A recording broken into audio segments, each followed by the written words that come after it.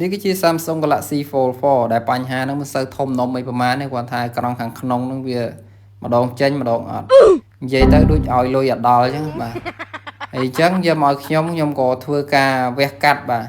ផ្នែកខាងក្នុងនិយាយទៅបើធ្វើក្រង់ហ្នឹងហត់មែនតើបងប្អូនអើយបាទអញ្ចឹងជាហ៊ានដំបូងគឺខ្ញុំធ្វើការតេស្តបាទគាត់យើងពលាមកនេះឃើញទេស្ងាត់ឈឹងតែម្ដងហើយបើក្រង់ក្រៅគឺចេញធម្មតាទេគាត់ថាក្រង់ក្នុងម្ដងចេញម្ដងអត់ប៉ុន្តែភាគច្រើនគឺអត់ចេញតែម្ដងបាទអញ្ចឹងយកមកឲ្យខ្ញុំមិនផ្លុំមួយផែតទេបាទអានេះគឺផ្លុំ2ផែតឯណោះបាទ2ផែតឯងមិនទាន់ទៅណាផងបើសម្រាប់13 Pro Max ផ្លុំតែមួយផែតគឺដល់ពិលបាទអញ្ចឹងអានេះគឺមានរឿងជាច្រើនដែលត្រូវជួសជុលបាទយើងត្រូវការរុះរើគ្រឿងឲ្យអស់បងប្អូនហើយបើធ្វើនឹងនិយាយពីថាហត់រើអ្វីព្រៀបផ្ទឹមមិនបានតែម្ដងបាទបើទូរស័ព្ទផ្សេងគេដូរក្រង់គឺងាយទេបាទជួសជុលឲ្យក្រង់គឺងាយតែបើសម្រាប់ពាក់ព័ន្ធជាមួយ Galaxy Flip Galaxy Fold គឺរៀងយ៉ាប់តិចហើយបាទតាំងតិចហើយបាទអញ្ចឹងតាមពិតទៅភ្ញៀវគាត់សួរខ្ញុំបាទថាបើឯងមានធ្វើប្រភេទពួក Samsung ឬក៏អត់ព្រោះវីដេអូភាគច្រើនឃើញចេញតែប្រភេទពួក iPhone អីចឹងណាបាទតាមពិតទៅគឺខ្ញុំធ្វើ all បាទធ្វើ all តែម្ដងមិនថាខូចទម្រង់ណាប្រភេទណាប្រភេទបញ្ញាបត្ររងគឺខ្ញុំធ្វើបានទាំងអស់បាទគឺជា Galaxy Fold នេះជាដើមបាទបញ្ហាហ្នឹងបើសិនជាភ្ញៀវគាត់អត់ដឹងគាត់អាចនឹងដូរក្រង់ប៉ុន្តែយកមកឲ្យខ្ញុំមើលគឺខ្ញុំមើលតាមការជាក់ស្ដែងថាសួរយើងពិគ្រោះជំងឺ consultant ដំបូងសិនថាបញ្ហាដំបូងឡើយមានធ្លាក់ឬក៏អត់ឬក៏ប្រើសុកទៅអញ្ចឹងអាហ្នឹងគឺយើងពិភាក្សាដូចពេទ្យបាទចំណេះជំនាញដូចពេទ្យអញ្ចឹងគាត់ណាពិគ្រោះជំងឺទៅខ្ញុំដឹងថាខូចអីបាត់ហើយអាហ្នឹងគឺបញ្ហាខូចខ្សែបាទខូចខ្សែខាងក្នុងអញ្ចឹង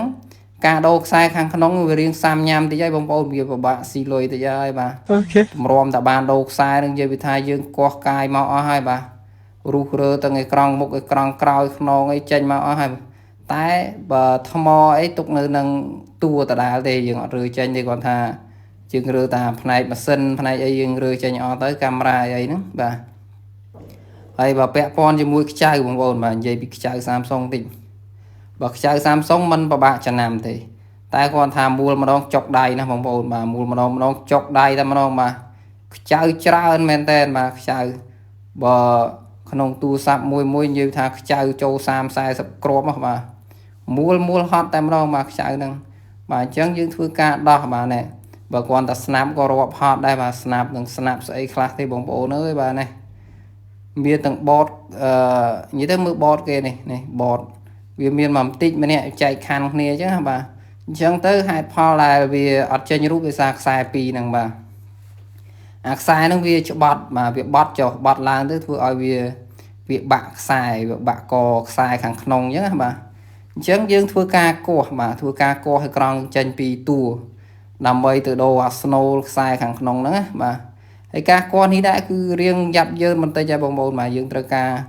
ប្រើកម្ដៅផងប្រើទឹកផងបាទប្រើខ្លាញ់ផងដើម្បីងាយស្រួលក្នុងការកោះអញ្ចឹងបាទហើយការកោះនេះដែរតាកោះមិនស្រួលគឺចប់អំបិលបុកម្ទេសតែមកបាទខូចអេក្រង់គឺស្មើនឹងអំបិលអញ្ចឹងការកោះនេះដែរគឺយើងយកចិត្តទុកដាក់មែនតើហើយបើថាឈើកោះហ្នឹងបាទឈើចុកឆ្កេះជាងគេស្ទូងស្រូវទៅនោះបាទអញ្ចឹងអានេះគឺយើងយកបានហើយបងប្អូនបាទនេះអេក្រង់នេះកញ្ញែនតែម្ដងបាទអេក្រង់នេះហើយឃើញអញ្ចឹងទេប៉ុន្តែថ្លៃណាស់បងប្អូនអើយក្រង់ហ្នឹងបាទអញ្ចឹងនេះយើងវគ្គដល់វគ្គដូរខ្សែបាទនេះគឺជាខ្សែចម្លងរបស់វាបាទខ្សែក្រង់ចម្លងពីបតម្ខាងទៅបតម្ខាងបាទអញ្ចឹងយើងធ្វើការបកបាទបកយកអាខ្ជិទ្វាវានេះបាទអាខ្ជិហ្នឹងដូចខ្ជិទ្វាផ្ទះយើងអញ្ចឹងបាទយើងធ្វើការមូលខ្ចៅនឹងចេញមកដើម្បីដូរខ្សែព្រោះខ្សែហ្នឹងគេប្រកបនៅក្រោមខ្ជិហ្នឹងបាទខ្ជិទូរស័ព្ទហ្នឹងបាទហើយខ្សែនេះដែរគឺមើលទៅតាន់របស់គេដែរហ្នឹងបាទមាំរឹងបាទបើខ្សែមើលបត់ថា10ត្រឡប់គឺអំបិលហើយបាទតានេះមើលទៅដូចតាន់ដែរហ្នឹងបាទងាយខូចទេតាមមើលទៅវារឹងវាក្រាស់អញ្ចឹងណាប៉ុន្តែចុងក្រោយជៀសវាខូចមិនរួចបាទនិយាយទៅខ្លាចតែជាងក្រតែហ្មងបាទរាល់ទូរស័ព្ទមួយទោះតម្លៃប៉ុណ្ណាក៏ដោយគឺត្រូវតែខូចបាទអញ្ចឹងបើសិនជាមិនខូចទេគឺខ្ញុំអង្គុយឆ្កឹះដីលេងហើយបាទមានធ្វើអីទេបាទហើយនេះគឺខ្សែដែលខូចអញ្ចឹងយើងកវែងវាចោលទៅ រួចយើងធ្វើការ clean បាទធ្វើការសម្អាតកន្លែងខ្ជានឹងតិចទៅព្រោះមានធូលីផេះផង់ឲ្យចូលច្រើនណាស់មិនដឹងស្អីជាស្អីទេបងប្អូនអើយបាទបន្ទាប់ពីយើងសម្អាតហើយបាទយើងធ្វើការផ្លាស់ប្ដូរខ្សែហ្នឹងទៅបាទនេះខ្សែនិយាយទៅបើអត់ខ្សែពីរនេះជីវិតស្មើ0ហើយទូរស័ព្ទបាទអញ្ចឹងអាខ្សែហ្នឹងគឺខ្សែមេរបស់វាហើយដែលវាចម្លងបតម្ខាងទៅបតម្ខាងដើម្បីបញ្ចេញ display ទៅលើអេក្រង់ក្តារហ្នឹងបងប្អូនបាទបើសិនជាវាខូចអាហ្នឹងគឺជីវិតទូរស័ព្ទគឺស្មើ0ដូចមិញអញ្ចឹងបើកមិនចេញទេបាទអញ្ចឹងយើងចុចឆាច់មកណាឃើញទេ Samsung Galaxy ប្រព័ន្ធគោបាទអញ្ចឹងប៉ុណ្ណឹងគឺស៊ីលុយបាទស៊ីលុយប៉ុន្តែរៀងចាប់យើងតិចបងប្អូនបាទធ្វើរយៈពេល2ថ្ងៃបាទមិនស្រួលទេណាបាទហើយភ្ញៀវគាត់បញ្ញាប់ប្រើដែរបាទប៉ុន្តែជាងនេះធ្វើនិយាយពីថាបែកខ្ទិះបាទមួយថ្ងៃយើងធ្វើទៅតាម step វាមួយវាដំណើរការស្រួលឬក៏អត់អីចឹងបាទអញ្ចឹងយើងធ្វើការតេស្តទៅលើ touch តេស្តទៅលើផ្ទៃ display ថាវាមានបញ្ហាអីត្រង់ណាត្រង់ណីអត់ចឹងណាបាទអញ្ចឹងយើងតេស្តទៅឃើញថា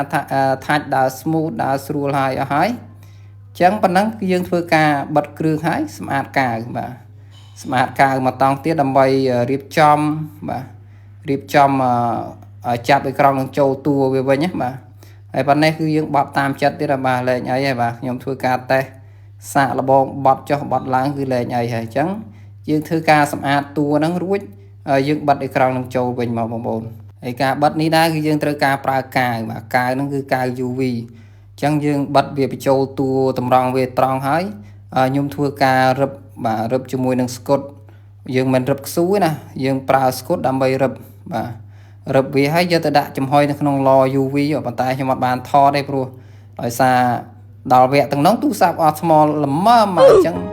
អានេះស្មើនឹងលាក់ក្បាច់បាត់ហើយបាទអញ្ចឹងបងប្អូនឆ្ងល់ថាខំតាមដានឡើងពីណាពីណីមកចុងក្រោយលាក់ក្បាច់ត្រឹមដាក់អេក្រង់ចូលតួតាមពិតទៅពេលហ្នឹងគឺទូរស័ព្ទអស់ថ្មអញ្ចឹងខ្ញុំកាត់ខ្លះទៅបាទ full ពេកបើគេចេះពេញហ្នឹងខ្ញុំលែងមានអីធ្វើហើយបាទអញ្ចឹងប៉ុណ្ណឹងគឺរួចរាល់ហើយបងប្អូនបាទអេក្រង់គឺវាស្អិតជាប់ជាមួយតួវិញហើយរួចយើងធ្វើការតឡើងម៉ាស៊ីនវាចូលវិញមកបងប្អូនបាទតឡើងម៉ាស៊ីនមកហើយការតឡើងនេះដែរគឺយើងធ្វើការចាប់ខ្ចៅគឺមិនឲ្យសល់មកគ្រាប់ទេមានតែខ្វះឮតែចង់ភ្ញៀវគាត់មើលរបស់គាត់ថាចំតិចខ្វះមែនទៅបាទតាមពិតអត់ខ្វះទេបាទនេះដាក់ចូលឲ្យអស់ហើយប៉ុណ្ណឹងគឺអែមស្រែមមកដល់ទៅហើយបាទណាអាហ្នឹងគឺយើងបិទ frame បិទហើយអស់ហើយគឺមានពីរតង់បាទនេះយើងកាត់ទេឲ្យបងប្អូនយល់ប៉ុណ្ណឹងគឺស៊ីលុយបាទស៊ីលុយឃើញស្អាតចាស់តែម្ដងប៉ុណ្ណឹងយើងបត់ពលាតាមចិត្តបាទពលាតាមហើយមួយទៀតបងប្អូនកុំភ្លេចចុច follow page ថ្មីរបស់ខ្ញុំផងបាទ page ចាស់នោះវាបញ្ហាទៅបៃជីងបាទហើយបាទ